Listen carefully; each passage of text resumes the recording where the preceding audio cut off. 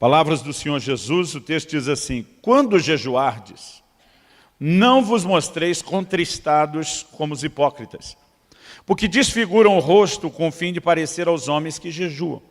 Em verdade vos digo que eles já receberam a recompensa.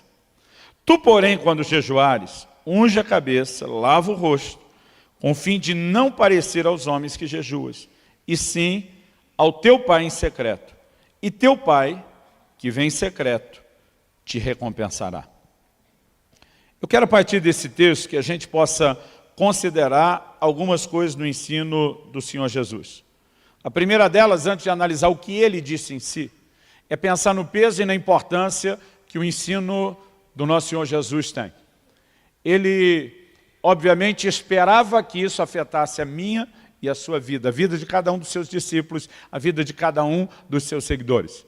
De vez em quando eu vejo uma tentativa, o que às vezes a gente classifica aí de um malabarismo teológico, de alguns de tentar remeter o jejum como se fosse uma coisa só do Velho Testamento, só da Velha Aliança e que não pertença aos nossos dias. Outro dia eu vi alguém falando, alguém que acredita que tem que jejuar para receber alguma coisa é porque não entendeu a graça ou a fé. E eu fico me perguntando se uma pessoa que faz uma afirmação dessa é que entendeu a graça e a fé e outros elementos da vida cristã. Jesus nunca limitou esse assunto aos judeus dos seus dias. E vamos dar algumas razões. Em primeiro lugar, quando os discípulos foram abordados pelos discípulos de João Batista, por que a gente jejua, os seus discípulos não jejuam? Jesus diz, pode porventura jejuar enquanto o noivo está presente? Ele diz, dias virão em que o noivo será tirado e então jejuarão. Quem era o noivo que Jesus está falando? Ele mesmo. Quando é que Jesus seria tirado? Só depois da sua morte, ressurreição e ascensão ao céu. Então Jesus diz, dias virão depois disso que jejuarão. É lógico que Jesus sinalizou que isso era para esse tempo. Ele, por exemplo, disse aos seus apóstolos, vocês vão, façam discípulos de todas as nações, ensine-os a guardar tudo quanto eu vos tenho ordenado. Isso, inclusive, envolve as ordenanças a respeito do jejum. Então, não há margem, aliás, nós vamos olhar no livro de Atos, uma igreja que entendia e praticava o jejum. Não há margem para tentarmos excluir o jejum da prática cristã.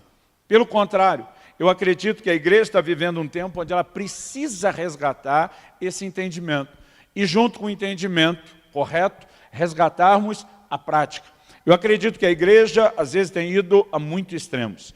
A palavra que Jesus usou, o verbo foi conjugado e traduzido aqui como jejuar, é a palavra grega nesteu. Ela significa basicamente abster-se de comida e bebida como preceito religioso. É lógico que um jejum, ele pode envolver algo mais do que comida. Por exemplo, em 1 Coríntios 7,5, Paulo diz que o único motivo para o casal casado, hoje em dia a gente tem que citar o versículo e explicar, para o casal casado, dá um tempo no seu momento de intimidade física, é se os dois não só estiverem de acordo, comum acordo, ele diz por um período de tempo, e ele diz assim, para se dedicar à oração.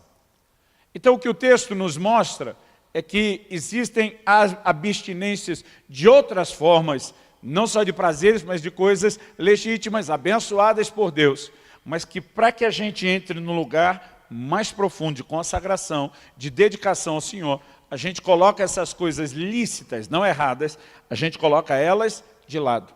O jejum é um deles. Mas nesse ensino aqui de Jesus, em Mateus 6, de 16 a 18, que é o texto que nós lemos, eu quero tirar 3 lições básicas daqui, e esses vão ser os tópicos da nossa construção, da ideia do nosso raciocínio. Primeiro, Jesus demonstrou claramente mostrar que ele esperava que nós jejuássemos.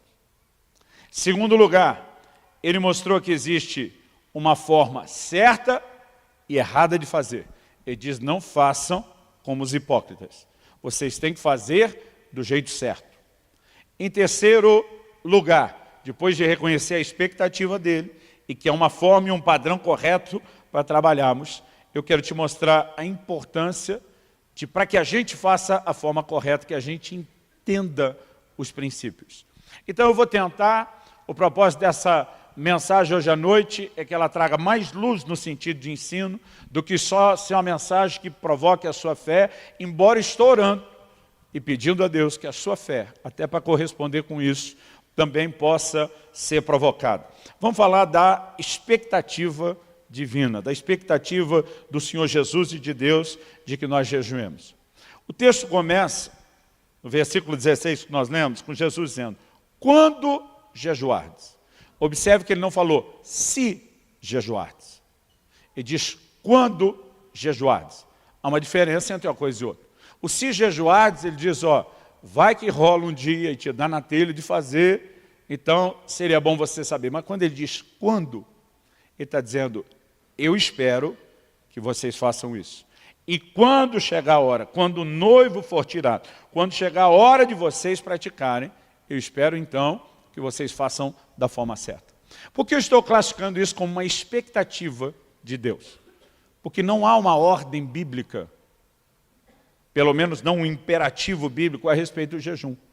Por exemplo, nós temos ordens bíblicas e imperativos a respeito de vigiar, de orar. Né? A Bíblia diz vigiar e orar, e é um imperativo, não é uma opção. É um comando que nos foi dado. Mas você não vai achar na Bíblia um jejuai. Só havia um jejum obrigatório na época do Velho Testamento, que era o dia da expiação. Uma vez ao ano. Essa era a única imposição da velha aliança, e não é algo que se aplique a mim e a você cumprir essa data do calendário como um dia de jejum. Então, alguém me perguntou outro dia, pastor, se não há uma ordem para jejuar, o crente que não jejua, ele não está pecando. Falei, não. Ele falou, se não está pecando, por que é que a gente tem que jejuar? Eu falei, porque a gente não vai jejuar só para fazer obrigação. A gente vai jejuar para satisfazer o coração dele. E se há uma expectativa de que, da parte dele, de que a gente jejue, isso tinha que ser parte da minha e da sua vida. Para mim é uma lógica muito clara. Outro dia alguém me falou, eu não acredito que eu preciso do jejum na época da graça. Aí ele olhou para mim e falou, me dê um motivo para eu jejuar. Justificável e bíblico. Olhei para ele e falei, Jesus jejuou. Jesus que era Jesus, que não era você, cabeção. Entendeu que o jejum era importante e necessário para ele. Você está acima dele. Pensa numa conversa que terminou assim, só com aquele barulho do grilo. Cri, cri, cri, no fundo. Nós precisamos entender não só a expectativa de Deus, mas o porquê dessa expectativa. Então, há momentos, obviamente, onde nós podemos vivenciar algo que estamos promovendo aqui para a próxima semana de outubro, que são direcionamentos proféticos, são convocações para que o povo se posicione. E isso também nós vamos encontrar várias vezes na Bíblia. Quero ler só 2 versículos como exemplo. Joel, capítulo 1, versículo 14. Eu vou citar muita coisa, então se você quiser ir anotando, né, porque não vai dar tempo da gente abrir texto por texto. Joel, capítulo 1, verso 14. Promulgai um santo jejum, convocai uma assembléia solene, congregai os anciãos, todos os moradores dessa terra, para a casa do Senhor vosso Deus, e clamai ao Senhor. Obviamente, o jejum sempre está associado ao contexto da oração. Joel capítulo 2, versículo 15. Tocai a trombeta em Sião, promulgai um santo jejum, proclamai uma assembléia solene. Então, embora não haja um imperativo, muitas vezes Deus levantava os seus profetas para convocar o povo, dizendo, agora é a hora, agora eu quero que vocês façam, agora o momento urge. Esse é uma hora de dar atenção ao assunto. Então, mesmo não havendo uma ordenança bíblica a respeito de quando, como você faz, nós precisamos ter a sensibilidade de momentos onde o Senhor quer nos dirigir a isso. Então, isso também reflete a expectativa dele. O próprio fato de Jesus tanto ter praticado o jejum, como eu falei, como ter ensinado acerca dele, fortalece isso. Mas se nós começarmos a entender o jejum, não só como uma forma de petição, mas como parte da nossa devoção a Deus, talvez isso nos ajude a pensar a coisa de uma forma um pouquinho mais abrangente. Lucas capítulo 2, versos 36 e 37. A Bíblia fala de uma profetisa chamada Ana. A Bíblia diz assim: havia uma profetisa chamada Ana, filha de Fanuel, da tribo de Aser, avançada em dias, que vivera com seu marido 7 anos desde que se casara e que era viúva de 84 anos. Esta não deixava o templo, mas adorava noite e dia em jejuns e orações. Olha que interessante a frase. Adorava noite e dias, com jejuns e oração. O jejum aqui não entra só como parte de uma ferramenta para turbinar os resultados da oração, mas como algo importante na nossa devoção, na nossa adoração, ou no que a gente pode chamar do ministério ao Senhor. Atos, capítulo 13, versículos 1 e 2. A Bíblia diz assim: havia na igreja de Antioquia profetas e mestres, Barnabé, Simeão, por sobrenome Níger, Lúcio de Cirene, Manaém, Colasso de Herodes, o tetrarca, e Saulo. Servindo eles ao Senhor. Essa palavra servindo significa ministrando ao Senhor. E jejuando, disse o Espírito Santo: separai-me agora, Barnabé e Saulo, para a obra a que os tenho chamado. A Bíblia fala de um ambiente onde eles estão ministrando ao Senhor. A Bíblia não fala de uma necessidade especial. A Bíblia não fala de um motivo urgente ou desesperador, né, de nenhum tipo de problema, mas eles entendem que parte daquilo que, que deveria embalar esse ministério ao Senhor, o servir ao Senhor, era também os seus jejuns. E nós precisamos entender isso, então, não apenas como uma ferramenta, mas como parte da nossa devoção. Eu acho que essa é uma forma que nos ajuda a entender a expectativa de Deus. Porque a expectativa de Deus para mim e para você não é porque Ele quer que a gente sofra. Não é porque Ele quer que a gente passe fome. É porque Ele quer que a gente possa desfrutar dos benefícios dEle. Que começa por um nível de comunhão, que pode se tornar bem mais intenso e profundo. Mas há outros benefícios que eu e você deveríamos considerar por trás dessa prática. Benefícios não só espirituais, eu diria naturais. O assunto do jejum, durante muito tempo, na história recente, tem sido controverso para a medicina. Porque muitos lutam contra a ideia como se fosse algo que fizesse mal ao corpo. Agora, a história nos apresenta que a maneira da humanidade lidar com isso por muito tempo foi bem diferente da nossa.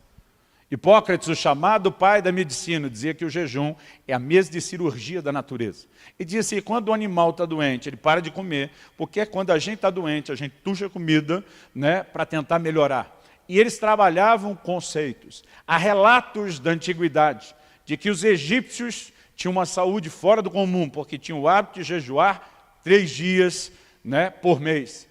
Há muitas declarações. Pitágoras, antes de desenvolver aquilo que brilhantemente fez, teria feito um jejum de 40 dias na água e passou a exigir isso de todos os seus discípulos. Quando a gente olha ao longo da história, ele nunca foi tratado dessa forma. Mas descobertas recentes, como por exemplo, um japonês que ganhou o Prêmio Nobel da Medicina em 2016, tem defendido o jejum como algo extremamente saudável. Nobel 2016 afirma que quem jejua mais, vive mais, tem vida mais saudável. Ele explica o que eu não quero entrar no aspecto científico aqui do processo de autofagia, que é quando as células, na falta de alimento, começam a consumir aquilo que de ruim o nosso organismo tem e o quanto isso vai nos beneficiar. Há benefícios incríveis. Uma pessoa que jejua 1 dia por semana, ela dá uma pausa no seu sistema gástrico todo, ela consegue ter um descanso para o corpo, ela passa por um processo de limpeza e purificação. Se a gente olhar só os benefícios naturais, já seria algo que deveria empolgar a gente. Mas nós estamos atrás de algo bem maior do que o benefício natural, que é o espiritual. Jesus diz: o teu Pai que te vê em secreto te recompensará. Tem uma recompensa que vem de Deus. Não é a recompensa que o hipócrita jejuando errado vai ter. O hipócrita vai ter o benefício natural, mas o espiritual é para quem realmente se conecta com Deus. E quando você começa a entender os benefícios, talvez dá para entender a expectativa de Deus. De um Deus está olhando para a gente e dizendo: eu quero trazer vocês para esse lugar do jejum, porque eu sei o que isso vai liberar, eu sei o que isso vai desatar na vida de vocês. Quem está entendendo, diga amém. Uma outra ocasião, um irmão falou para mim, falou, me dá um motivo para eu me empolgar a jejuar como se isso fosse me levar para um lugar melhor. Falei, Jesus diz em Marcos 9, 29, que há uma casta que não sai a não ser por meio de oração. Quando os discípulos fracassaram em libertar uma pessoa, Jesus diz, tem um nível que vocês ainda não alcançaram, porque vocês não descobriram o caminho para lá. Eu falei, as pessoas que jejuam vão alcançar e viver coisas em Deus que os que não jejuam talvez não vão ter acesso. Você acha que é um bom motivo? Eu acho que é um bom motivo. E quando eu olho para as Escrituras, eu não posso negar que em cenários de crise, sempre eles trataram o assunto com jejum. Embora a gente deva jejuar por devoção a Deus, por amor ao Senhor, para estar a sós com o Pai, assim como Jesus falou sobre orar em secreto, porque queremos desfrutar a presença dEle, Ele falou também a respeito do jejum. Embora esse seja talvez o foco principal que deveria nos mover, é inegável que cenários de crise, crise pessoal, crise coletiva ou social de uma nação, sempre ao longo das Escrituras foram enfrentados com jejum. E todo esse monte de informação que nós temos nas Escrituras deveria sugerir para mim e para você que isso não é mera informação, é ênfase, é uma repetição didática, é Deus tentando nos mostrar que isso tinha que ser parte da nossa cultura como povo que o serve. Então, por exemplo, vamos falar de um aspecto individual, de crise. Salmo 35, 13. O salmista diz, quanto a mim, porém, estando eles enfermos, as minhas vestes eram pano de saco. Eu afligia minha alma com jejum, em oração me reclinava sobre o peito. Quando você vai ver o contexto todo do que ele está falando, é quando ele estava precisando, eu lutei por eles. Agora ele vai dizer, agora que eu estou precisando, eles me abandonaram. Mas no contexto, na hora de fazer a analogia, ele diz como ele lutava pelos seus amigos. Estavam enfermos, era um momento de crise, era problema. Eu jejuava por eles. Isso mostra uma mentalidade com a qual eles viviam enfrentando as crises. Agora, em cenários que nós poderíamos dizer de uma crise coletiva para todo mundo, isso se manifestava ainda mais. Segundo o livro de Crônicas, capítulo 20, verso 13. Diante de uma ameaça de guerra, a Bíblia diz assim, então Josafá teve medo e se pôs a buscar ao Senhor e apregoou jejum em todo o Judá. A reação era mais ou menos, para tudo, nós vamos jejuar. Esse exemplo bíblico tem sido imitado ao longo da história. Você estudar a história da Inglaterra, por exemplo, a nação escapou de guerra civil e de duas situações onde teria sido terrivelmente afligido em outras guerras, porque foram proclamados e promulgados jejuns nacionais que tiveram uma intervenção do alto. Então a gente não olha isso só nos tempos remotos e antigos da Bíblia, é um fato. Esdras, capítulo 8, de 21 a 23. Eu espero que esse texto te inspire para o que nós vamos fazer aqui na primeira semana de outubro. Ele diz, então apregoei ali um jejum junto ao rio Ava, para nos humilharmos perante o nosso Deus, para lhe pedirmos jornada feliz para nós, para nossos filhos, para tudo que era nosso, porque tive vergonha de pedir ao rei exército e cavaleiros para nos defenderem do inimigo no caminho, porque já lhe havíamos dito, a boa mão do nosso Deus é sobre todos os que o buscam para o bem deles, mas a sua força e a sua ira contra todos os que o abandonam. Nós, pois, jejuamos e pedimos isso ao nosso Deus, e Ele nos atendeu. Nós precisamos aprender a lutar pelas nossas famílias. Ele diz, nós fizemos isso por nós, pelos nossos filhos, pelas nossas casas. E observar e reconhecer que ao longo da Bíblia nós temos um padrão sendo formado. De pessoas que entendiam a prática do jejum e preenchiam a expectativa de Deus. Dito isso, segunda coisa que eu quero trabalhar. Atitudes certas e erradas no jejum. Em Mateus 6, Jesus está dizendo, não façam como os hipócritas que querem ser vistos pelos homens. Jesus diz, eles já receberam a recompensa. O que Jesus está dizendo? O que você mais queria que as pessoas te vissem, pronto, te viram. O que você queria é ser aplaudido, ponto, você foi. Recebeu o que você queria, mas você não vai ter nada mais além disso. Aliás, no início do capítulo 6, no verso 1, Jesus diz, guardai-vos de exercer a vossa justiça diante dos homens, com o fim de serdes vistos por eles. E diz, de outra sorte, não tereis galardão junto ao Pai Celeste. Ele está dizendo, se a gente fizer a coisa certa do jeito errado, ela não funciona. Ela não nos leva a um lugar de resultados. Então nós precisamos entender que, embora jejuar seja a coisa certa, seja a expectativa de Deus, a expectativa dele também envolve que a gente entenda como fazer a coisa certa do jeito certo. Mas nós, como igreja, temos tendência de ir a extremos. A gente olha alguns que erraram em algumas coisas e parece que a gente quer desassociar totalmente até do que de certo aquelas pessoas que erraram faziam. Por exemplo, em Lucas, no capítulo 18, no versículo 12, Jesus fala de um fariseu que sobe no templo, começa a bater no peito, se orgulhar, dizendo, eu jejuo 2 vezes por semana. Pergunta, era errado jejuar 2 vezes por semana? Jesus nunca falou isso. Errado era ficar se orgulhando disso, ou como diria no interior, se metidando. Errado era a atitude e não a prática. E para você ter uma ideia como a igreja teve o bom senso de separar as coisas, a Didaquê, que é uma das literaturas, tirando, obviamente, o texto bíblico e sagrado mais antigo da história da igreja, é considerado o mais antigo catecismo cristão escrito, registrado, orientava os cristãos a também jejuarem 2 vezes por semana, mas de preferência evitarem o dia em que os religiosos ou os hipócritas faziam isso, só para não ser associado com eles. Mas eles tinham a capacidade e o bom senso de dizer, a gente consegue segurar os mesmos 2 dias por semana, mas nós não vamos agir como eles agiam. O problema é que muitas vezes a gente acaba indo a extremo. Tem gente, até porque ao longo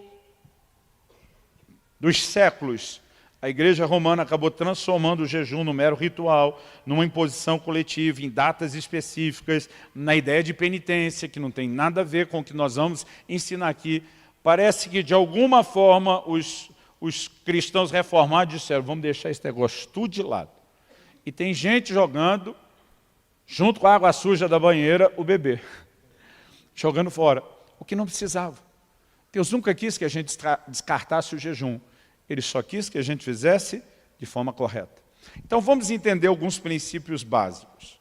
Qual é a razão primária do jejum? Todo dia um irmão falou para mim, pastor, eu vou dizer para o senhor, eu não gosto de jejuar não, porque eu passo fome. Eu olhei para ele e falei, sério? E eu falei, e a ideia não era essa mesmo? Qual o propósito do jejum quando você nega não só o alimento, o sustento, mas o prazer à sua carne? É a ideia de mortificação da carne, o que é pregado nas Escrituras. A Bíblia fala sobre negarmos a nós mesmos, a Bíblia fala sobre morrermos para nós mesmos, sobre estarmos crucificados com Cristo, a Bíblia fala sobre massacrarmos a nossa carne, e a ideia começa daí. Então, irmão, não tem como você pensar num massacre que te faça se sentir bem. Agora, é lógico, pessoas que têm uma dieta mais saudável ou que se preparam para um jejum vão sofrer menos. Porque boa parte do sofrimento do jejum é a desintoxicação que a gente passa de uma má alimentação que a gente tem, principalmente em épocas de comida industrializada. Pastor Francisco, desde que eu conheço ele, tem o mesmo peso, a mesma dieta, firme, rigorosa. Eu perguntei para ele, Francisco, quando você decide entrar para o jejum, anos atrás, você tem dor de cabeça? Ele falou, não. Eu falei, não acredito. Ele falou, porque não como que nem você. Então, alguns vão sofrer menos. Mas, gente, é muito difícil dizer que a pessoa vai parar de comer e que ela vai ficar bem. Porque, tirando o massacre da carne, a Bíblia define o jejum como afligir a alma. Todo dia o irmão falou, não, pastor, eu não gosto de jejuar, que eu fico mal-humorado. Falei, sério, estou tentando achar um que fica feliz, rindo porque não comeu. Agora, o que a gente tem que pensar não é no massacre da carne ou na aflição da alma. É no que isso faz pelo nosso espírito. Porque, na verdade, essa morte da carne, essa aflição da alma, é para tirar de cima do nosso espírito um entulho que nos impede de ter uma conexão melhor com Deus. Toda a relação do homem com Deus, ela envolve o nível do espírito. Jesus diz, os verdadeiros adoradores adorarão o Pai em espírito. Paulo diz em 1 Coríntios 6, aquele que se une ao Senhor, é um só espírito com ele. Todo relacionamento é no nível do espírito. Agora, a maioria de nós nem vive muito consciente do que é o nosso espírito. Porque o tempo todo nós estamos debaixo desse peso, né, da carne, da alma, de emoções, e o jejum, ele consegue nos tocar nesse sentido. Quais são as consequências do jejum, quando a gente fala dessa liberação do espírito? A primeira coisa que a gente pode destacar é uma maior percepção das coisas espirituais. A gente citou Atos 13:2. Enquanto ministravam ao Senhor e jejuavam, disse o Espírito Santo. Principalmente quem está vivendo um momento de definições, que precisa de direcionamento, precisa entender que, além de oração, o jejum é uma ferramenta importante. Ele te ajuda a ficar mais sensível. Vou citar para você uma definição que eu li no livro do Kenneth Reagan, aos 15 anos de idade, e nunca mais esqueci. Ele diz: o jejum não muda Deus. Ele, Deus, é o mesmo antes, durante e depois do seu jejum. Mas jejuar mudará você. Vai lhe ajudar a se tornar mais suscetível ao Espírito de Deus. Então, o benefício de como isso fortalece não só a nossa comunhão, ou como isso te torna mais consciente de algumas coisas. Uma vez uma pessoa falou para mim assim: pastor, o jejum dá autoridade para a gente. Falei: discordo. Jesus deu autoridade para a gente no nome dele. Isso não tem nada a ver com o jejum. Ah, mas Jesus falou que tem uma casta que não sai a não ser com jejum. Falei que o jejum te torna mais consciente da autoridade que você tem para usá-lo. Mas ele não aumenta a sua autoridade. Ele só te leva a uma percepção maior do que é que você tem. O jejum, ele não aumenta a sua fé, mas ele vai tornar a sua fé bem mais fácil de fluir. Por quê? Porque a fé é do Espírito. E quando eu e você começamos a jejuar, parece que aquele entulho da carne e da alma que está sufocando a gente começa a sair. A capacidade de você exercer e liberar sua fé para coisas maiores é impressionante. Eu não estou citando isso em pé de comparação com as Escrituras, mas só nível histórico, para você entender. A Didaquê, aquele documento que eu mencionei, instruía que o novo convertido que fosse batizado deveria jejuar pelo menos 2 dias antes do batismo. Você olha o livro de Atos, na hora de ordenar e estabelecer ministros, jejum. O tempo todo eles tinham a prática de jejum. Mas a gente olha para a vida dos crentes da atualidade e raramente alguém jejua, a não ser numa situação de muito desespero. E nós precisamos resgatar isso. Jesus, quando falou dos discípulos que não puderam expulsar aquele demônio, o primeiro desabafo dele, falou: ô geração incrédula, até quando vos sofrerei? Então, o primeiro desabafo de Jesus mostra que o problema era o quê? Incredulidade, falta de fé. Mas depois ele diz: mas essa casta não sai a não ser por jejum. Às vezes eu lia e dizia: Jesus, se decide. O problema é incredulidade ou falta de jejum? O que resolve é a fé ou é o jejum? É que, na verdade, os dois se mesclam. O jejum tem o poder de tirar aquele entulho do seu espírito que está impedindo a sua fé de se manifestar. Então você se torna consciente, não só da sua autoridade, mas você entra num lugar de ter a capacidade de fluir melhor no exercício da sua fé. Quem está entendendo, diga bem. O jejum não tem nada a ver com mérito. Às vezes eu vejo pregadores dizendo: tem que pagar o preço. Eu entendo que parte do que está dizendo é verdadeiro. E parte disso é difícil a gente tratar de forma absoluta. Por quê? No reino espiritual, a gente não recebe as coisas porque fez por merecer. A gente recebe quando entende a maneira de, pela fé, nos apropriar daquilo que é da graça. E o jejum vai nos ajudar a exercer a fé. Mas, do outro lado da balança, tem os dois lados da moeda. Eu não gosto de tentar transmitir tudo único e exclusivamente como se fosse responsabilidade da fé. Porque a Bíblia mostra coisas que eu e você vamos alcançar e não vamos alcançar só com fé. Por exemplo, a Bíblia diz que nós temos que nos tornar imitadores daqueles que pela fé e perseverança herdam as promessas. Você não vai herdar a promessa só com fé. Algumas coisas envolvem, e perseverança aqui fala da sua dedicação. Nós precisamos entender o que é a nossa doação, como uma expressão e não uma substituição da nossa fé. Se são aquelas obras que Tiago falou que expressam a fé que nós já temos, ótimo. E precisamos entender o quê? Lei de semeadura e ceifa. Quem planta, colhe. Paulo escreveu e diz que o que semeia pouco vai colher o quê? Pouco. Mas o que semeia muito vai colher muito. Quem decide o tamanho da sua colheita? Não é Deus que forma sozinho, e nem só a sua fé. É a sua decisão do quanto plantar. E algumas coisas que são nossa responsabilidade que a gente não pode se omitir.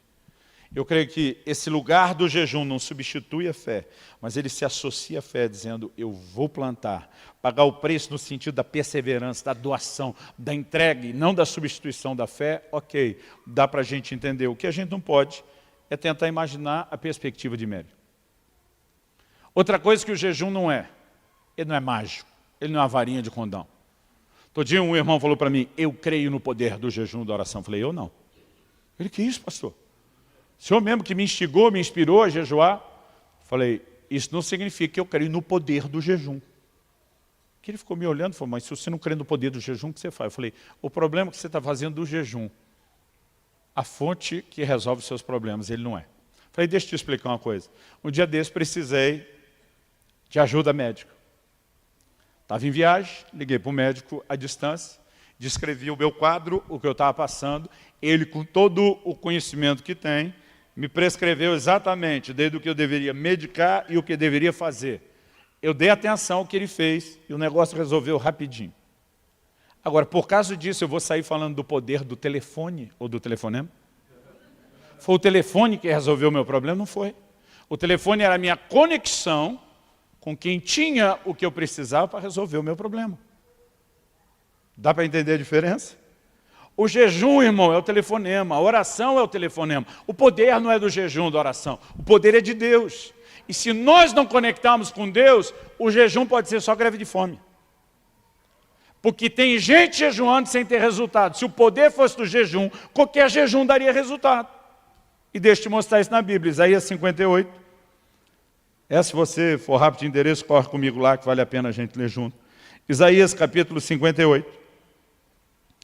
A partir do versículo 3. A nação está perguntando, por que jejuamos nós e tu não atentas para isso?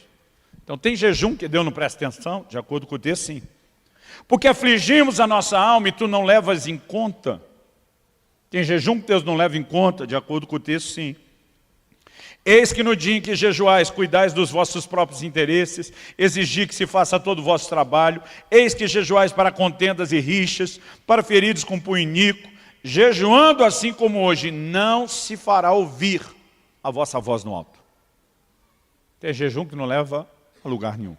Espiritualmente falando, pelo menos não. Então o poder não é do jejum.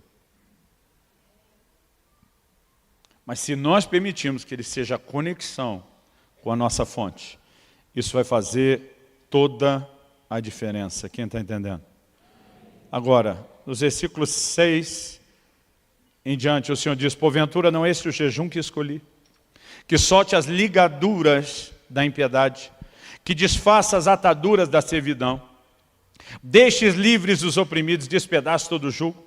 Porventura não é também que repartas o teu pão com o faminto, e recolhas em casa os pobres, desabrigados, e se vires o nu, cubras, e não te esconda do teu semelhante? E então, a partir disso, a atitude correta, então romperá a tua luz como a alva, a tua cura brotará sem detença, a tua justiça irá diante de ti, e a glória do Senhor será a tua retaguarda. Então clamarás, e o Senhor te responderá, gritarás por socorro, e Ele te dirá, eis-me aqui. Então, se nós entendemos uma forma correta e levarmos isso, nos conectar com Ele, é inevitável que nós vamos ter respostas. É inevitável que nós vamos viver intervenções da parte de Deus. Quem está entendendo, diga amém. Eu falei que nós precisamos ser sensíveis a momentos que Deus nos dirige. Quando Kelly estava grávida do Israel, nosso primogênito, e foi chegando a hora do parto, um dia eu estava orando, o Espírito Santo disse, jejua. Porque você vai travar uma grande batalha na hora do parto. Ou seja, ele sabe que vai ter a batalha. Se ele já está sinalizando que ele quer que eu vença a batalha, ele não podia fazer isso sozinho? Ele tinha que me mandar jejuar. Porque ele quer que a gente coopere com ele. Ele quer que a gente entre no lugar de exercer fé. Ele quer que a gente aprenda a lutar por aquilo que precisamos. E eu lembro que na hora que me veio aquele comando, no meio do dia onde eu estava, eu parei imediatamente de comer. E não sabia por quanto tempo ficaria. Terminei o primeiro dia e senti de Deus que não deveria parar. Continuei o segundo dia, no final do segundo dia entendi que não deveria parar. Terceiro dia, e assim foi. Só quando eu cheguei no final do sexto dia, houve dentro de mim um testemunho de vitória. Uma sensação, cheguei lá, e foi esse o dia que eu parei de jejuar. E o que nós vivemos na hora do parto foi de fato um grande problema, mas vivemos também um grande milagre. Eu fico me perguntando, se tivesse feito uma escolha naquela hora de não seguir a direção do Espírito Santo, quanto isso teria me custado? Nós precisamos perceber que Deus quer nos levar a um lugar onde a gente possa viver algo maior, mais intenso, mais profundo. Por favor, diga amém. Então, entendendo a forma certa que é nos conectar com Ele, para terminar aqui, eu quero só tentar trazer orientações práticas agora, não só sobre motivação, mas práticas de como deve ser o jejum. Primeira pergunta que muita gente me faz: podemos comentar que estamos jejuando? Às vezes eu respondo, a questão não é se pode, é precisa? Há alguma necessidade? Porque na verdade, o que Jesus está dizendo não é que ninguém nunca pode saber do seu jejum. Se você olhar na Bíblia que tinha jejuns coletivos, dias específicos, convocações, todo mundo sabia que todo mundo estava fazendo jejum. O problema não é tomar o conhecimento. O problema é, se o conhecimento for transmitido, o que é que a gente quer passar com ele? Como é que a gente sabe que Jesus jejuou os 40 dias no deserto? Você estava sozinho. A lógica me diz que ele tem que ter compartilhado isso. Até porque se isso é feito sem o desejo de uma promoção pessoal, ele vira incentivo. Como que eu comecei a me sentir encorajado a jejuar? Ouvindo a história de quem jejuava. Gente, meu primeiro jejum, era adolescente ainda, tinha 15 anos de idade. Eu pulei o almoço e porque achei que podia morrer, fiquei com o refrigerante. Eu pensei, não, se ficar sem comer pode morrer, melhor tomar o refrigerante. Porque eu não conseguia acreditar que podia ficar sem comida. Sem contar que os adolescentes têm aquele dom de comer. Mas depois eu descobri que tinha gente que jejuava bem mais do que aquilo. Eu lembro da primeira vez que eu consegui jejuar até 4 da tarde. Meu Deus, não morri, entreguei o jejum. Aquilo me encorajou. Mas depois descobri que tinha gente que jejuava com regularidade 24 horas. Eles não comem nada. Não, só água. E está vivo. Às vezes o cara podia pensar em dizer, não, você está falando com o defunto. Aí eu me animei, vou jejuar 1. Depois descobri que tinha gente que jejuava 2, tinha gente que jejuava 3. Eu lembro quando li o Vinho Novo é Melhor. Vi que ele fez um jejum de 14 dias na água. Eu comecei a conhecer pessoas que, compartilhando a história, mostravam para a gente não só a possibilidade de encarar esse tipo de coisa, mas gerava fé e encorajamento. Então a questão não é se pode ou não pode falar, é deveria. Em que situação? Em que circunstância? Né? Eu, particularmente, é a primeira vez que eu torno isso público, tirando a reunião que nós tivemos com os líderes no início do mês, de qual era o propósito do jejum. Eu evito falar sobre isso. Evito entrar em detalhes. Até porque quando é um jejum prolongado, às vezes a gente assusta alguns que não têm ideia de como a coisa funciona e se processa. Mas isso não significa que em momento nenhum a gente não possa falar. Ok, vamos pular isso. Pastor, como eu devo jejuar? Você decide. Não há regras fixas na Bíblia. Sobre o tipo de jejum que você faz, já vou falar dos tipos. Sobre o tempo e a duração, isso tudo é você que decide. Então, embora nós jogamos uma convocação mais pesada para os pastores e diáconos, nos primeiros 3 dias de outubro, só na água, porque acredito que eles já têm escola, já têm tempo, já têm maturidade para entender o peso do comando. Nós não estamos oprimindo você a ter que virar 3 dias seguidos na água. Embora eu vou te dizer, em algum momento da sua vida, seria uma boa experiência para você ter.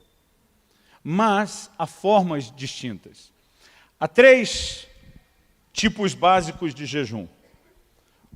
O comum, a gente normalmente classifica como jejum normal. O que é o jejum normal? Não se come, mas se bebe água.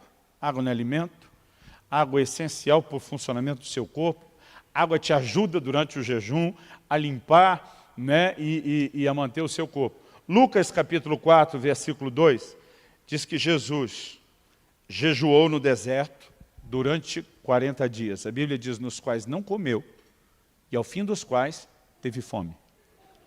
A Bíblia, presta atenção, diz que ele não comeu e que ele teve fome. Não diz que ele não bebeu e nem que ele teve sede. Ok? Então Jesus fez o que nós entendemos ser o jejum normal. Abstenção de alimento, consumo de água. Essa é a única forma de jejum? Não. Você vai encontrar na Bíblia o que a gente classifica como jejum parcial. Daniel diz que jejuou por 3 semanas inteiras. Se você estiver anotando, vou dar até algumas referências, porque eu acho que alguns poderiam estudar isso. Daniel 10, versículos 2 e 3. Diz que ele jejuou por 3 semanas inteiras. Não é qualquer pessoa que suporta um jejum prolongado, e não acho que isso deveria ser feito o tempo todo e toda hora, especialmente sem um comando de Deus. Mas algumas pessoas conseguem lidar com um jejum prolongado de 21 dias, como Daniel fez, num formato que a gente chama do parcial. Ele diz que ele não comeu carne, não bebeu vinho e não comeu manjar desejável. O que tem levado muita gente a chamar o jejum parcial de jejum de Daniel, né? Como mera referência. Em Daniel, no capítulo 1, nós temos uma outra situação diferente desse jejum, onde ele fala para o capitão da guarda da Babilônia: teste a gente, nós não queremos comer as comidas do rei. Tinha muita coisa proibida para os judeus. Ele diz: testa a gente na água e nos legumes durante um prazo. Se no final você vê que nós estamos melhor de saúde do que eles, você deixa a gente continuar comendo isso. Então alguns associam uma coisa com a outra e dizem: bom, então normalmente quando tirava carne, manjar, desejava essas coisas, ficava só na água e legumes. É uma inferência. Não dá para bater o martelo e dizer só isso. Porque eu vejo alguns crentes que têm o dom de criar confusão. Eles querem até regular o jejum do outro. Está fazendo jejum Daniel, não, mas isso não pode. Irmão, você decide o que pode.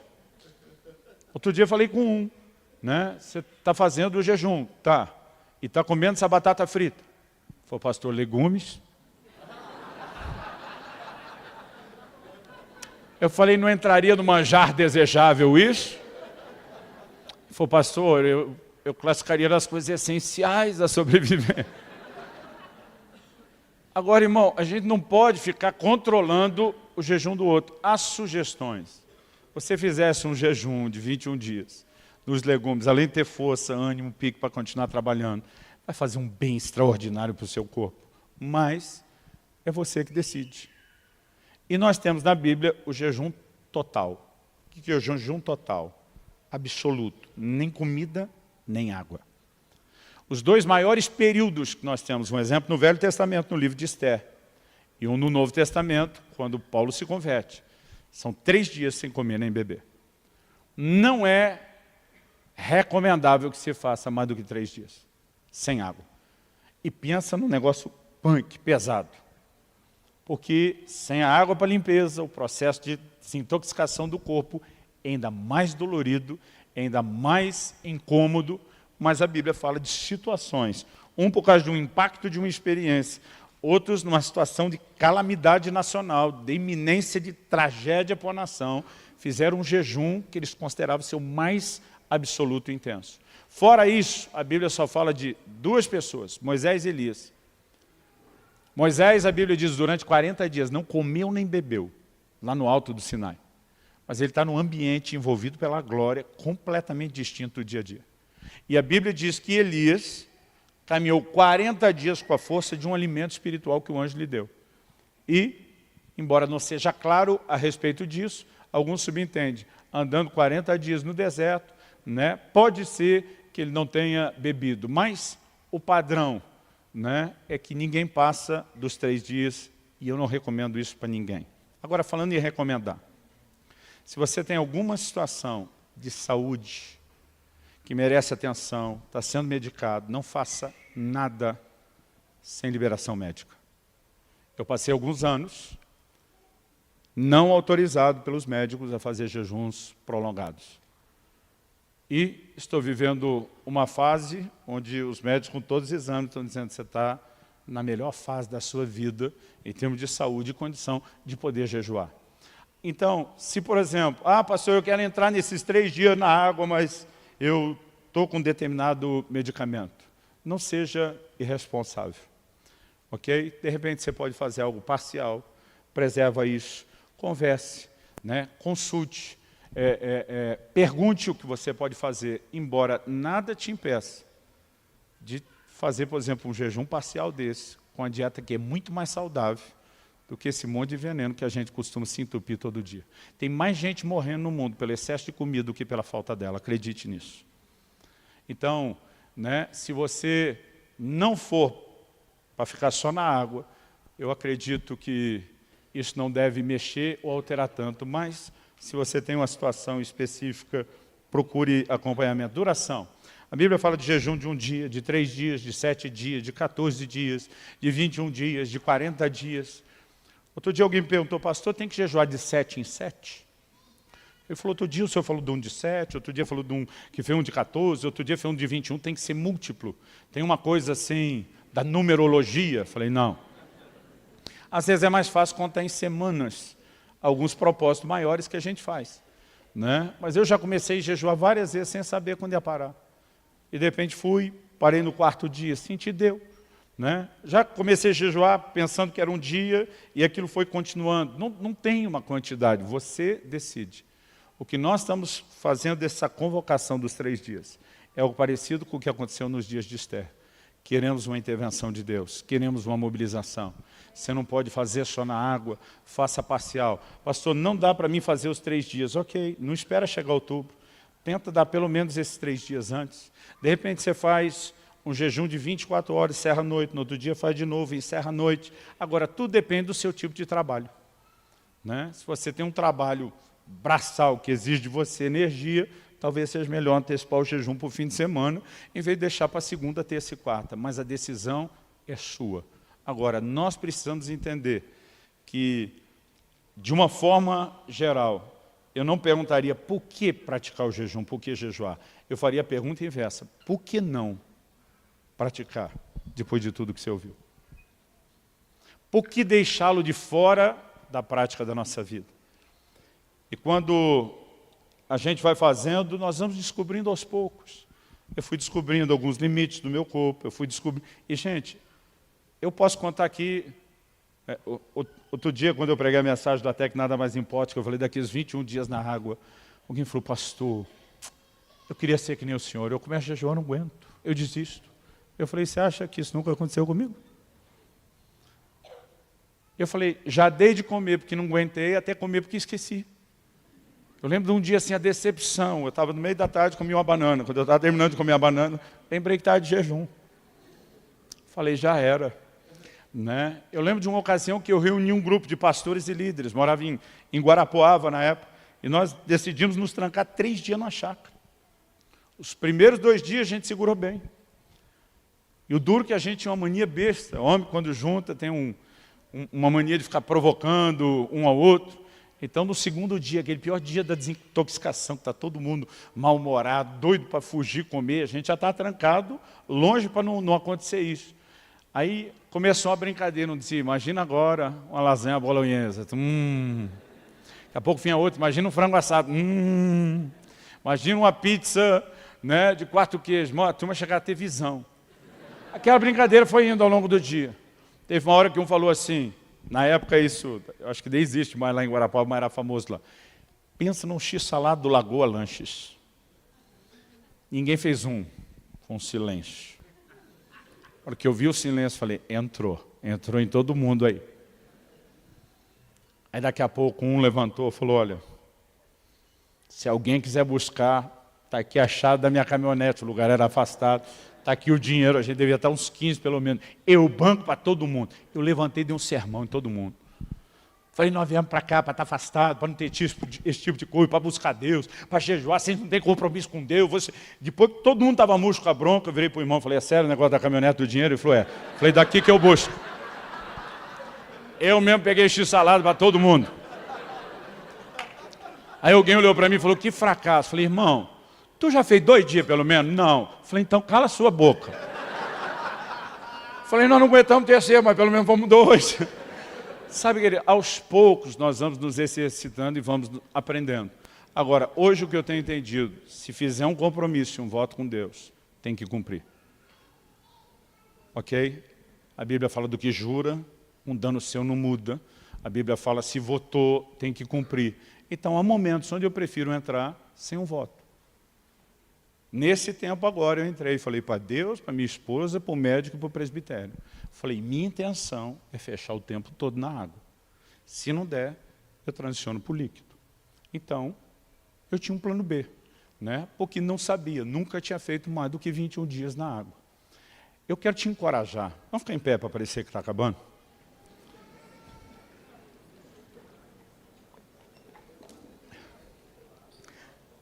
Se você nunca fez, não começa a tentar virar o campeão do jejum da noite para o dia.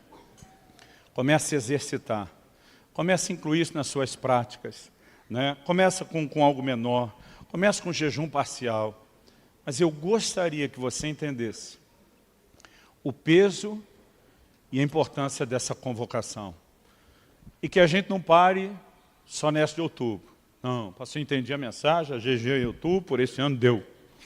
Não, eu espero que isso possa se tornar parte de um estilo de vida que nos ajude a entrar não só na plenitude dessa nova estação que Deus tem para nós, mas a usufruir de uma forma geral no dia a dia, muito mais daquilo que Ele tem.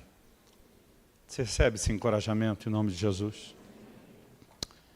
Eu gostaria que você fechasse seus olhos, que você pudesse orar e dizer, Senhor, eu quero absorver, eu quero entender o ensino bíblico sobre jejum. É lógico que esse assunto merece um curso inteiro, um livro inteiro.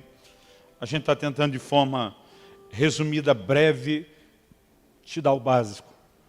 Mas eu não consigo imaginar como a gente aceita a ideia de uma vida cristã que não tenha as marcas do jejum. Eu quero que você possa orar e dizer, Senhor, eu quero entender, eu quero corresponder com a tua expectativa. A expectativa dele não é porque ele quer oprimir você. Ele quer que você viva os benefícios. Ele quer que você experimente o resultado. Para que a glória dele seja a tua retaguarda. Para que você clame e ele te responda e diga, eis-me aqui. Espírito Santo, só o Senhor pode nos ajudar a entrar nesse lugar de uma fome tão maior pelo Senhor, que chegamos ao ponto de desprezar o que é essencial à sobrevivência, o que é tão prazeroso ao paladar. Nós queremos viver nesse lugar, onde o nosso jejum reflita a fome de Deus. Não só o desespero por uma intervenção específica, não só a expressão de fé de quem precisa de um problema resolvido, mas a expressão de um coração que quer conectar cada vez mais com o Senhor, que quer entrar em lugares que ainda não entramos antes, que quer viver uma nova dimensão. Abra os nossos olhos. Nossa mente foi tão programada, não apenas pela cultura, pela nossa própria carnalidade, a lutar contra o jejum. Nosso instinto de sobrevivência nos coloca na contramão de tudo isso. E muitas vezes mudar a forma de pensar e as nossas práticas,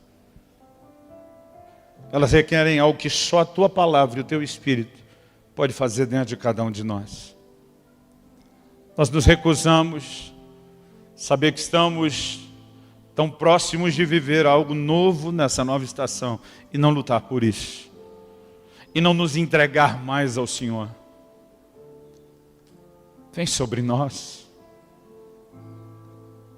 Desperta algo em nós. Quebra essa forma errada de pensar. O peso e influência mundana e não do que um filho da luz deveria ter.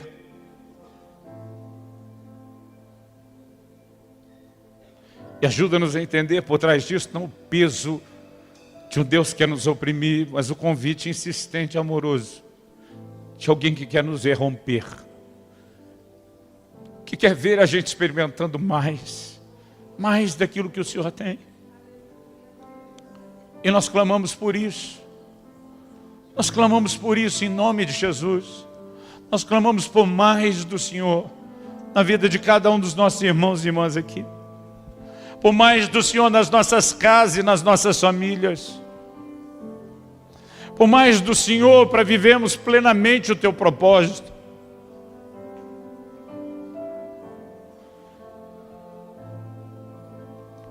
Que venham dias de se trazer o céu à terra. Nós clamamos em nome de Jesus. Abra sua Bíblia, por favor, no livro de Jó, no capítulo 4. Livro de Jó, capítulo 4.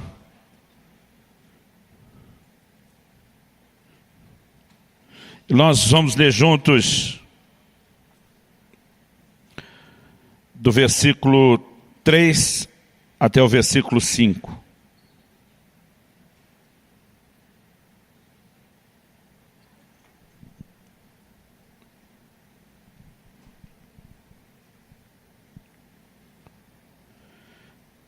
Eu vou ler o texto inicial na Nova Almeida atualizada, que diz: veja bem, você ensinou a muitos e fortaleceu mãos cansadas. As tuas palavras sustentaram os que tropeçavam, e você fortaleceu joelhos vacilantes. Mas agora, quando chega a sua vez, você perde a paciência, e ao ser atingido, você fica apavorado. Nesse momento difícil da vida de Jó, seus amigos o rodeiam. A Bíblia diz que permanecem por vários dias sentado, ao lado de Jó em silêncio. A ideia e a intenção é trazer consolo. Em alguns momentos eles falam a verdade, põem o dedo na ferida. Em outros momentos, de forma equivocada, eles acabam julgando Jó, e Deus não gosta da forma como isso acontece. No entanto, acredito que nenhum de nós vai questionar a verdade dessas palavras de Elifaz, um dos amigos de Jó.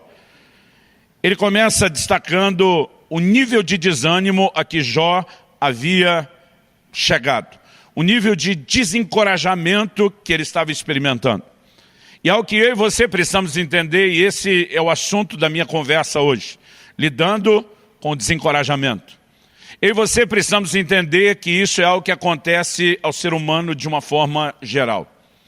Mas nós precisamos entender que isso não acontece com alguém apenas porque essa pessoa esteja numa espécie de problema espiritual, ou porque não esteja bem com Deus.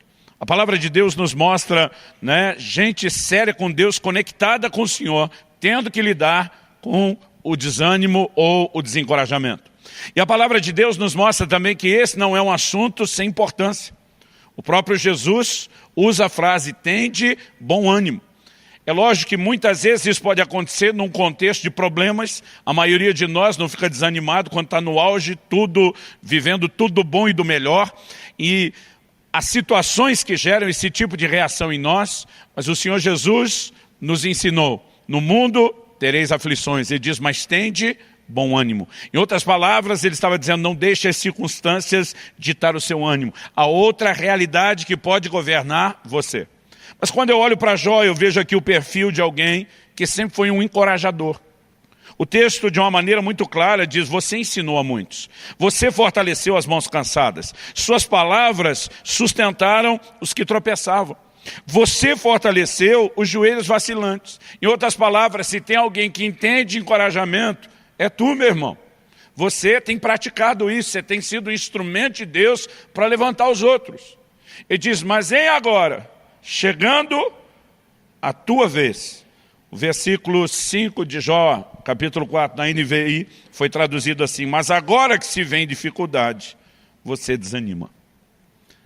E a verdade é que quando o assunto é desânimo, ou desencorajamento, não importa o quão encorajador você já possa ter sido com qualquer pessoa à sua volta.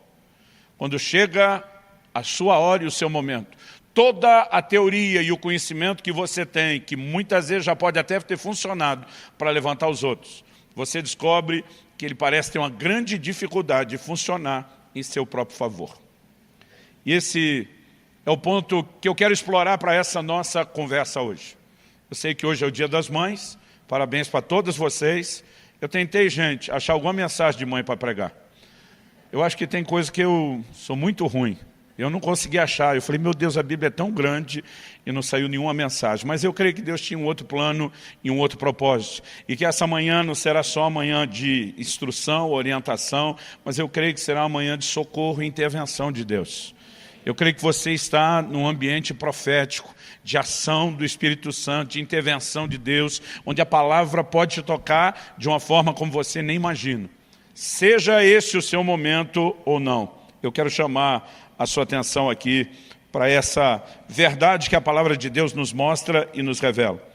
Eu olho para Jó e descubro que Jó, à semelhança de outros homens e mulheres de Deus na Bíblia, era gente parecida comigo e com você. Nós muitas vezes funcionamos como encorajadores dos outros, até que chega o nosso momento.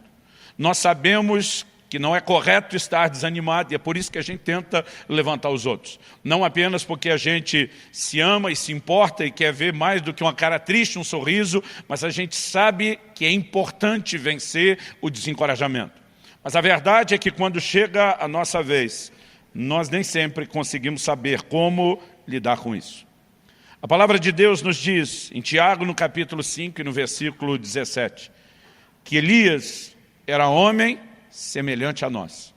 Mas a Bíblia diz assim, sujeito aos mesmos sentimentos.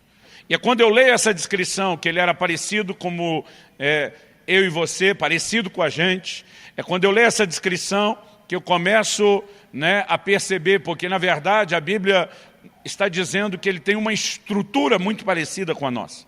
E Elias, na minha opinião, é uma das pessoas da Bíblia que mais manifestaram a tal da bipolaridade. Uma hora ele está fazendo descer fogo do céu. Vê uma nação inteira cair de joelhos gritando, só o Senhor é Deus. Vive um cenário de avivamento como poucos, mas daqui a pouco ele corre para uma caverna e ele pede para si a morte. O curioso é que a Bíblia diz que ele fugiu para aquela caverna porque Jezabel, a mulher de Acabe, do rei Acabe, ameaçou matá-lo. E a Bíblia diz que ele fugiu para salvar a vida. Esse era o propósito da fuga e de se esconder na caverna. Mas quando chega na caverna, a Bíblia diz que ele pediu para Deus a morte.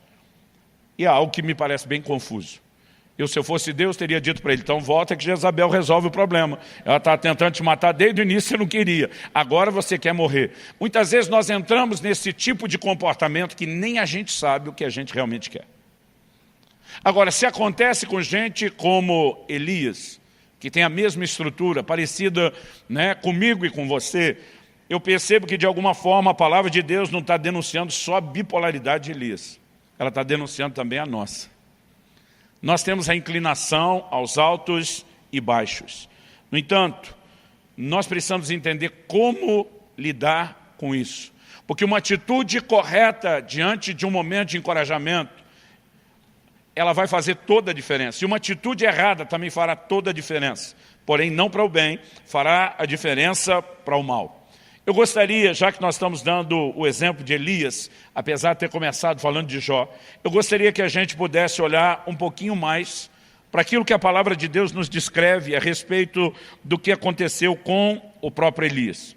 Eu gostaria que você fosse comigo lá para o primeiro livro de Reis, no capítulo 19.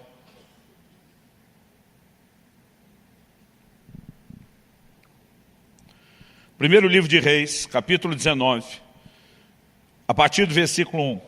Acabe contou a Jezabel tudo que Elias havia feito e como havia matado todos os profetas à espada. Então Jezabel mandou um mensageiro a Elias para dizer-lhe que os deuses me castiguem se amanhã a essas horas eu não tiver feito com a sua vida o mesmo que você fez com a vida de cada um deles. 850 profetas ao todo. Normalmente a gente lembra só dos de Baal e esquece os de Azera ou Azerá. 850 profetas que serviam aos ídolos, aos falsos deuses, haviam sido executados depois daquele momento de arrependimento do povo e de volta do coração do povo para Deus. Agora, todos eles eram sustentados, promovidos por Jezabel. E agora Jezabel manda o recado, e o versículo 3 diz, Elias ficou com medo. Levantou-se e, para salvar a sua vida, se foi. Chegou a Berseba, que pertence a Judá. E ali ele deixou o seu servo. Ele mesmo, porém, foi para o deserto, caminhando um dia inteiro. Por fim, sentou-se debaixo de um zimbro, sentiu vontade de morrer e orou, basta, Senhor, tira minha vida, porque eu não sou melhor do que meus pais. Deitou-se e dormiu debaixo de um zimbro, e eis que um anjo tocou nele e lhe disse: levante-se e coma. Elias olhou e viu perto da sua cabeça um pão assado sob pedras em brasa e um jarro de água. Comeu, bebeu e tornou a dormir. E o anjo do Senhor voltou, tocou nele e lhe disse: levante-se e coma, porque a viagem será longa. Então Elias se levantou, comeu e bebeu, e com a força daquela comida caminhou 40 dias e 40 noites até Horebe, o monte de Deus. Ali entrou numa caverna onde passou a noite. E eis que a palavra do Senhor veio a ele e lhe disse: o que você está fazendo aqui, Elias? Ele respondeu: tenho sido muito zeloso pelo Senhor, Deus dos exércitos, porque os filhos de Israel deixaram a tua aliança, derrubaram os teus altares, mataram os teus profetas à espada, só eu fiquei, e eles estão querendo tirar-me a vida. Então foi-lhe dito: saia daqui e fique diante do Senhor no monte. Eis que o Senhor estava passando, e um grande e forte vento fendia os montes, quebrava as rochas diante do Senhor, mas o Senhor não estava no vento. Depois do vento houve um terremoto, mas o Senhor não estava no terremoto. Depois do terremoto veio um fogo, mas o Senhor não estava no fogo. E depois do fogo veio o som de um suave sussurro. Quando Elias ouviu isso, cobriu o rosto com o manto e, saindo-se, pôs-se à entrada da caverna. Ao que ele veio, eis que lhe veio uma voz e lhe disse: o que está fazendo aqui, Elias? Ele respondeu: tenho sido muito zeloso pelo Senhor, Deus dos exércitos, porque os filhos de Israel deixaram a tua aliança, derrubaram os teus altares, mataram os teus profetas à espada. Só fiquei eu, e eles estão querendo tirar minha vida. Então o Senhor disse a Elias: vá, volte ao seu caminho para o deserto de Damasco. Chegando lá, unja Azael como rei da Síria, unja também Jeú, filho de Ninsi, como rei de Israel, e Eliseu, filho de Safate, de Abel-Meolá, como profeta em teu lugar. Quem escapar à espada de Azael, Jeú matará. Quem escapar à espada de Jeú, Eliseu matará. E também concevei em Israel 7.000, todos os joelhos que não se dobraram a Baal, e toda a boca que não o beijou. Vamos olhar para esse texto com aquela mentalidade de o que podemos tirar daqui, o que podemos aprender com isso. Eu gosto sempre de lembrar que Paulo, escrevendo aos Coríntios, diz que essas coisas aconteciam a Israel e foram escritas para nosso exemplo, para nossa advertência. Então, quais são as lições práticas? Primeiro, o anjo de Deus acorda Elias e manda ele comer. Depois disso, Elias vai dormir. Então, a primeira lição é que é bíblico tirar um cochilo depois da comida. Segunda lição, o anjo acorda ele e diz: come de novo. Também é bíblico repetir. Um dia desse, estava em algum lugar, eu já tinha comido num prato que era suficiente para a refeição, a comida estava muito boa. Eu lembro que eu falei: vou comer mais um pouquinho. Alguém me deu aquele olhar de censura. E eu falei: está na Bíblia. Elias repetiu e foi o anjo de Deus que mandou. Aí a pessoa olhou para mim e falou: mas caminhou 40 dias só com aquela comida depois. O senhor está planejando andar quanto depois? Eu falei: agora você acabou com a doutrina. Bom, brincadeira à parte, esquece o cochilo depois do almoço, né? O repetir a comida. O que é que a gente pode aprender aqui? Eu vejo um Elias que ele está em crise. É inegável que ele está em crise.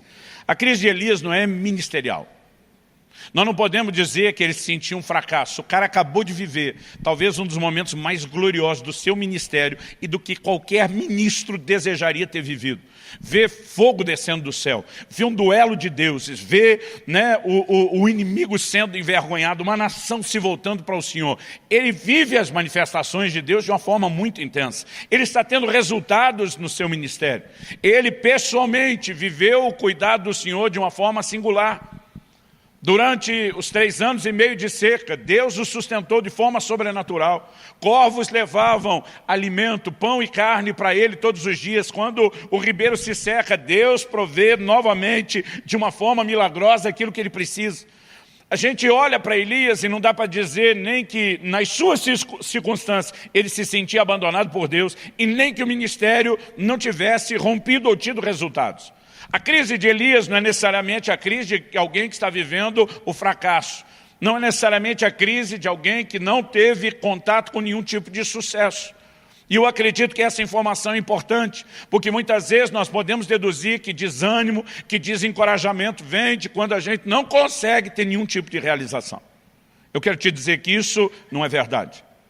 Nós podemos estar vivendo um ambiente de realizações.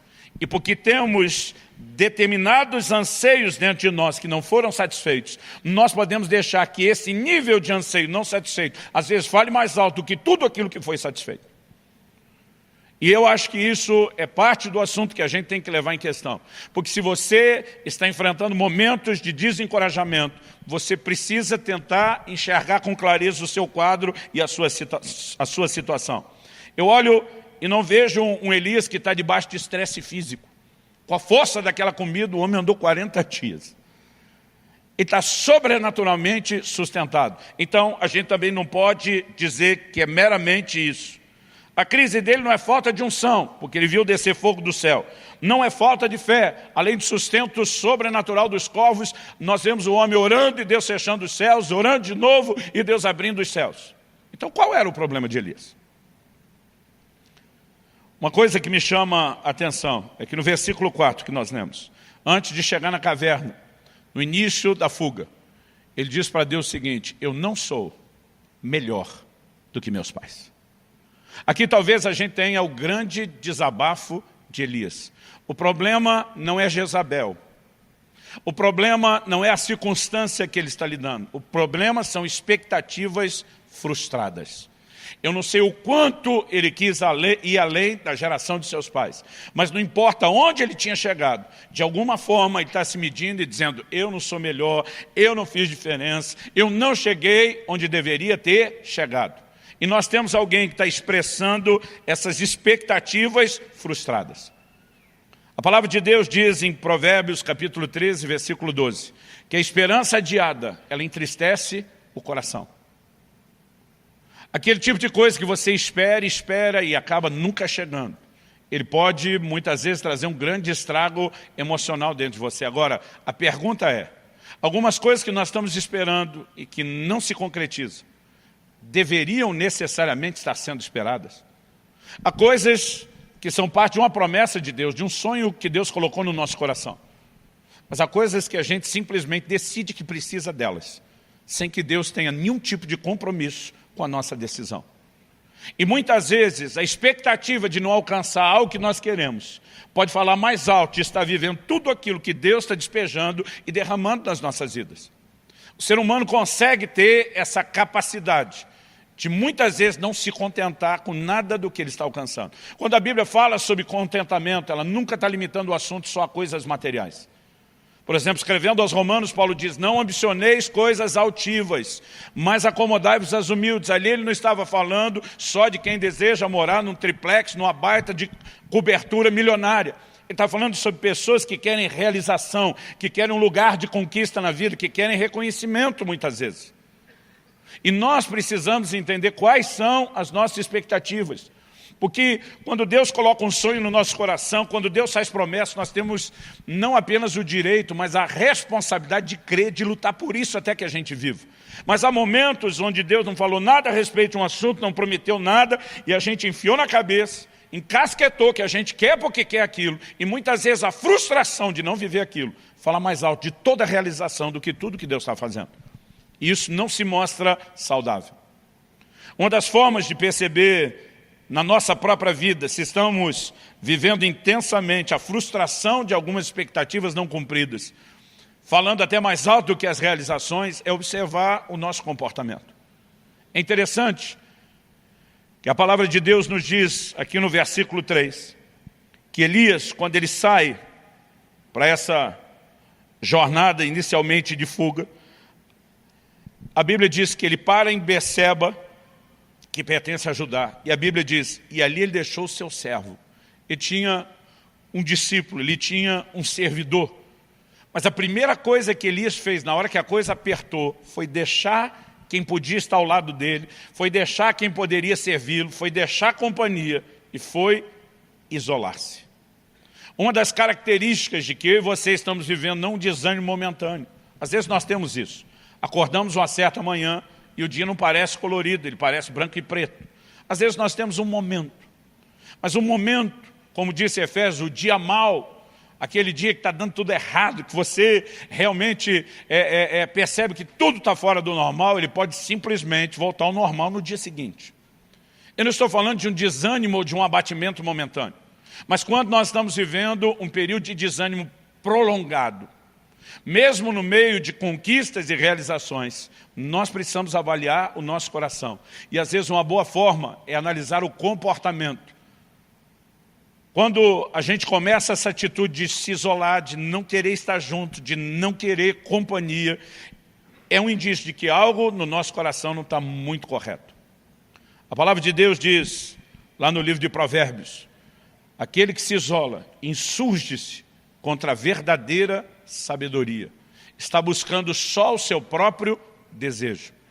Eu sei que pode haver momentos de isolamento com um propósito muito específico. Jesus vai 40 dias para o deserto a fim de orar, de jejuar, de buscar a Deus. Mas nós estamos falando de algo pontual, não de um estilo de vida. Nós estamos falando de algo que tem um propósito e se demonstra muito frutífero. Mas muitas vezes, quando simplesmente estar com os outros já não está nos fazendo bem, isso deveria ser um alerta de que algo no nosso coração merece a nossa atenção, merece o cuidado. Uma segunda coisa que eu percebo aqui, isso tanto no versículo 3 nós lemos, como depois no versículo 9, a palavra de Deus diz que ele entra numa caverna, onde passou a noite. Há algumas cavernas emocionais nas quais eu e você entramos e também nos fechamos. É aquele momento onde a gente já não quer ver gente, onde a gente já não quer ver a luz, onde a gente já não quer ver nada e nem ninguém. Mas além do isolamento, normalmente, quem está lidando com esse tipo de expectativa frustrada que gera o desânimo, ele tem sempre um senso de injustiça que ele carrega dentro dele. Depois de 25 anos de pastorado, atendendo e ouvindo gente, eu percebo, por estatística, o quanto isso é comum nas pessoas que estão lidando com esse tipo de coisa. Um senso de injustiça. Elias diz para Deus, mataram os teus profetas à espada, só eu fiquei. E só eu fiquei se tem alguém que te levou a sério, que te honrou, que sobreviveu para manter o ministério e a tua obra viva, sou eu. Em outras palavras, o Senhor tinha que estar me protegendo de uma maneira especial. Eu não tinha que estar correndo da Jezabel por fazer a sua vontade. Deus nem discute se Jezabel está caçando ele ou não. Deus olha para ele e diz, ei, tem 7.000 que não dobraram seus joelhos a Baal. Você acha que só você é o cara, que só você ficou? Você só está enxergando você porque você desconectou dos demais. Essa é a única razão pela qual você está achando que ficou sozinho. Porque se você tivesse conectado com os outros, você ia ver quanta gente está me servindo, quanta gente está me buscando, quanta gente está sendo fiel. Mas a sensação do só aconteceu comigo só eu te levei a sério, só eu estou pagando o pato. Gente, esse senso de injustiça. E a maioria de nós sabe muito bem quando ele está lá. Não é só o que você sente no dia a dia, é aquilo que você tem vontade de falar para Deus na oração. É quando você está orando e diz, Senhor, apesar do Senhor ter dito, nunca te deixarei, jamais te abandonarei, parece que o Senhor não andou se lembrando do que prometeu. Nós podemos perceber nesse tipo de conversa que ele simplesmente está transbordando parte de uma crise interior. Agora, eu fico olhando para esse senso de injustiça e acredito que ele vem de um único lugar, das comparações que a gente faz. A gente tem mania de comparar a nossa vida com a dos outros com a nossa, dos outros com os outros mesmo, e a gente vive de comparação. Quando o Senhor Jesus estava falando com Pedro, olha Pedro, eu vou te dizer de que forma você vai me glorificar, com que tipo de morte. A Bíblia diz que a primeira reação de Pedro foi olhar, viu que João vinha seguindo e pergunta para o Senhor, e quanto a este? Em outras palavras o que vai ser dele? Jesus disse, eu quero que ele fique até que eu venha, o que te importa? Em outras palavras, isso lá é da sua conta, seu cabeção. Eu tenho um assunto com você, eu tenho outro com ele, eu tenho um propósito para você, eu tenho outro para ele. Mas nós temos essa inclinação, porque de alguma forma a gente quer sentir se a gente está sendo tratado igual aos outros. Eu lembro quando criança, eu sou de uma época onde refrigerante aparecia uma vez por semana, e não era nem por motivos de saúde, era por falta de recurso. Aparecia uma vez por semana, era a refeição do domingo. Era a época em que Coca-Litro era chamado o refrigerante família, porque o litro dava para todo mundo, hoje em dia malemar dá para uma pessoa. E quando chegava o dia que a gente tinha direito àquele refrigerante que raramente vinha, eu e meu irmão, a gente colocava o copo um do lado do outro. Mamãe tinha que servir, a gente ficava, colocou mais para ele. Era uma competição que só. Dá para entender, você vê crianças fazendo isso. Difícil seria entender adultos fazendo isso. Mas a verdade é que espiritualmente, muitas vezes, nós estamos agindo assim com Deus. O irmão foi um pouquinho abençoado. Em vez de você se alegrar com os que se alegram, você já começa a dizer, ei, eu. Porque essa inclinação à comparação, essa nossa falta de entendimento de que Deus tem um plano personalizado, desdobramentos personalizados, ela muitas vezes é injusta. Muita não, quase sempre. Porque no momento que você está vivendo a glória e o bom momento, você não fica olhando para o outro e dizendo, Deus e ele. Aí normalmente você só está sorrindo. Você não está nem um pouco preocupado se o seu irmão não está sendo tão abençoado quanto você. Mas se ele estiver sendo mais do que você. E a gente não chama isso de inveja. A gente chama isso de um medidor da expressão do amor, do jeito que a gente entende. Fica mais bonito, não é? Dá na mesma. Quando eu olho para a palavra de Deus, eu percebo que, assim como Elias, a Bíblia diz que eu e você somos semelhantes, né? Ou ele era semelhante a nós somos semelhantes a ele, nós podemos agir da mesma forma. Agora, eu acredito que além de procurar entender qual a razão de eu e você estarmos lidando com algum nível de desencorajamento, nós precisamos também compreender como nós lidamos não só com a circunstância, mas com aquilo que Deus fala conosco. O Elias começa a oração antes de chegar na caverna e lá termina. Ele está dizendo para Deus, para mim deu a conta, deu a tampa, deu o que tinha que dar. Aí Deus diz, beleza, você está apresentando sua carta de demissão, mas vou te dar um aviso prévio primeiro. Você vai ungir Azael, rei da Síria, Jeú, rei de Israel, e Eliseu, profeta, em seu lugar. Então Deus está dizendo, você tem duas unções aqui que você tem que fazer. E tem uma terceira que é para ungir o seu substituto. Porque se você não quer continuar, e se você quer desistir, pelo menos seja responsável. Irmão, conceito de trabalho, de serviço para Deus, de ministério, mesmo dentro da casa de Deus, deveria ser mais sério para a gente. A Bíblia nos mostra um nível de responsabilidade a ser praticado, que até para desistir o cara tem que ser responsável. Deus diz, não vai só vazar e largar tudo para trás. Se você quer desistir, acha quem continue. Agora, de alguma forma, o que é que Elias fez? Ele não ungiu nem Jeú, nem Azael. Ele vai direto no Eliseu, joga a capa nele, como quem diz, é contigo, velho. Basicamente, a minha leitura que eu faço de Elias não é de alguém que acordou aquela manhã pensando o que eu posso fazer para desobedecer a Deus. Mas tipo assim, já que estou fora mesmo, já que tem um substituto mesmo, ele que resolve o resto. Quem teve que ungir Jeú, rei de Israel, e Azael, rei da Síria, foi Eliseu. Elias nunca fez isso. Agora, o tipo de atitude dele está trazendo à tona o que está dentro do coração dele. Porque nós temos reações emocionais até o que Deus fala.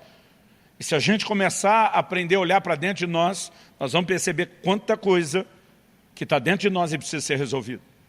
Nabucodonosor tem um sonho. Ele não lembra o sonho. Deus manda alguém para dizer se ele sonhou isso, não só lembrar, e também interpretar. Se ele só interpretasse, o rei ainda poderia dizer, talvez seja coisa da cabeça dele. Mas como ele não lembra, e a pessoa conta exatamente o que ele sonhou, o rei sabe que Daniel não tinha como saber isso. Então, a partir disso, na interpretação, é lógico que a mensagem entra com toda a credibilidade. E aí Deus diz o seguinte, através de Daniel, que está diante do rei, diz, olha, você viu uma estátua com 4 tipos de metal, você é a cabeça de ouro. A estátua representava os impérios mundiais. O Senhor diz, você é a cabeça de ouro, mas depois de você virá um reino inferior ao teu. Nós sabemos que Babilônia foi o primeiro império mundial, mas foi sucedido pelos medo-persas. Mas haveria uma terceira mudança de metal. Os medo-persas foram sucedidos como império mundial pela Grécia, que por sua vez foi substituído por Roma. Antes de Babilônia, ninguém nunca dominou o mundo. Depois de Roma, ninguém nunca mais dominou o mundo. Naquela estátua que representava o império mundial, Deus diz, vão ter 4 reinados. Aí o Senhor está falando para o Nabucodonosor, você é a cabeça de ouro, mas você não vai ficar aí muito tempo não, daqui a pouco vão tomar o seu lugar. Se coloca no lugar do homem, que foi o primeiro a dominar o mundo.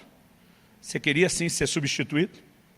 Capítulo 3 de Daniel começa logo depois dessa história, dizendo que ele mandou construir uma estátua. Porque é que ele tinha sonhado? com uma estátua gigante. O que é que ele mandou construir? Uma estátua gigante. Qual a diferença entre a estátua que ele mandou construir e a que ele sonhou? Que naquele sonhou, só a cabeça era de ouro. Agora ele manda fazer uma estátua inteira de ouro. O que você acha que ele está dizendo, consciente ou não? Para mim está dizendo, é ruim que eu sou a cabeça de ouro e você trocar depois. Eu sou a estátua toda, eu cheguei para ficar, daqui ninguém me tira. A reação dele ao que Deus falou não é muito difícil de perceber ou entender. Eu quero te perguntar, normalmente, quais são as suas reações ao que Deus está falando sobre você, a sua condição e o seu estado? Porque isso vai revelar mais a respeito de você e do estado do seu coração do que você pode imaginar. Não tem como Deus simplesmente tirar eu e você dessa crise, se nós não tivermos a capacidade de reagir de uma forma correta ao que Ele está fazendo.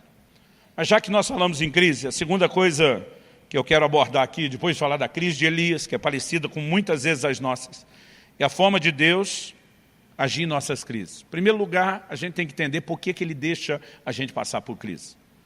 Hebreus, capítulo 5, versículos 7 e 8, está falando de Jesus. E diz que Ele aprendeu a obediência pelas coisas que sofreu.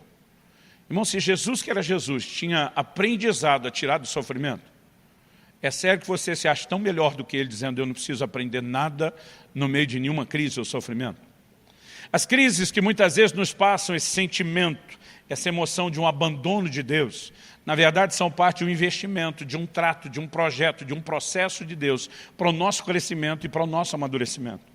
Ninguém falou nenhum amém, ó, que coisa interessante. Eu olho para a palavra de Deus e eu fico também me perguntando, se eu e você escapássemos da possibilidade de qualquer crise, e aqui eu quero falar em especial, né? Sejam pais, qualquer nível de liderança que você vai exercer, sejam discipuladores, líderes de célula, né? Sejam pastores, pregadores, nós seríamos péssimos líderes. Porque a nossa capacidade de conectar com gente normal, que também vai passar por isso, ela estaria muito limitada e comprometida. Quando a Bíblia fala de Jesus como nosso sumo sacerdote, diz, nós não temos um sumo sacerdote que não possa se compadecer das nossas fraquezas. A Bíblia diz, porque Ele, a nossa semelhança, foi tentado em todas as coisas. Ou seja, Ele pode hoje nos socorrer, porque Ele sabe exatamente aquilo que nós enfrentamos, porque Ele enfrentou a mesma coisa na pele. Eu me lembro de um dia que Israel chega em casa, e eu já sabia pela linguagem corporal, pelo medo que ele estava manifestando de ter uma conversa comigo. Eu também tinha informação privilegiada da mãe, que acompanhava bem de perto ele na escola, e eu sabia que ia chegar uma nota vermelha no boletim. Eu me senti culpado, resolvi arrastar a família comigo para uma semana de ministrações no Nordeste, porque eu não queria estar muito desconectado deles, e aquela matéria que Israel perdeu naquela semana, quando ele chegou, mal deu tempo de recuperar, já teve uma prova surpresa, e ele acabou indo mal. Eu já tinha ouvido, para não dizer um sermão, as considerações da mãe pedagoga, a respeito do que eu tinha feito, e eu já sabia o que tinha acontecido. Mas Israel chega, e ele está com medo. Dá para ver assim que ele, né, tremia feito vara verde, cabeça baixa, não conseguia me olhar, ele tinha uns 11 anos de idade. Eu falei, filho, o que está acontecendo? Que? Nada. Eu falei, filho,